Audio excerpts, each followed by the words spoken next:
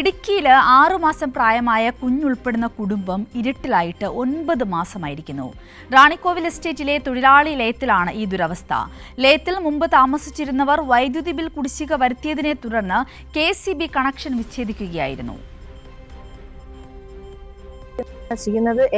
November 23-ാം തീയതി കഴിഞ്ഞ വർഷം.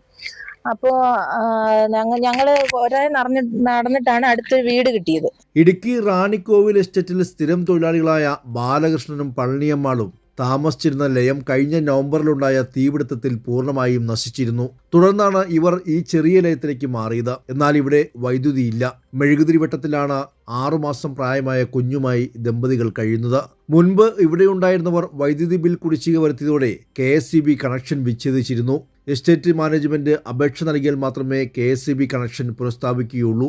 മാനേജ്മെന്റിനെയും KSCBയെയും പലതവണ സമീപിച്ചെങ്കിലും ഫലമുണ്ടായില്ലെന്ന് പളനിയമ്മാൾ പറയുന്നു. ഇതുവരെയൊക്കെ നമ്മൾ വയറിംഗ് നടത്തി, അതിന്റെ ബില്ലും ഉണ്ട്. ബില്ലുകളെല്ലാം സൂക്ഷിച്ചോ, ഞങ്ങൾ കമ്പനി കൊടുത്ത് പൈസ തരാമെന്ന് പറഞ്ഞവര് ഇന്ന് വരെ അതിന്റെ ഒരു നടപടിയും ഞങ്ങൾക്ക് കിട്ടിയിട്ടില്ല. 6 മാസമായി ഞാൻ ഈ വീട്ടിൽ വന്നിട്ട്. ഈ കൊച്ചിനെ ഞാൻ പ്രഗ്നന്റ് ആയപ്പോൾ ഈ വീട്ടിൽ വന്നതാ. ഇപ്പൊ കൊച്ചിന് 7 മാസമായിട്ട് ഞങ്ങൾക്ക് ഈ വീട്ടിൽ കറണ്ടില്ല. കനത്ത മഴയും കാറ്റും കെടുതികളും ഭീഷണിയെ നിൽക്കുമ്പോഴാണ് പിഞ്ചു കുഞ്ഞുമായി ഈ തൊഴിലാളി കുടുംബത്തിന് ഇരുട്ടിൽ കഴിയേണ്ടി വരുന്നത്.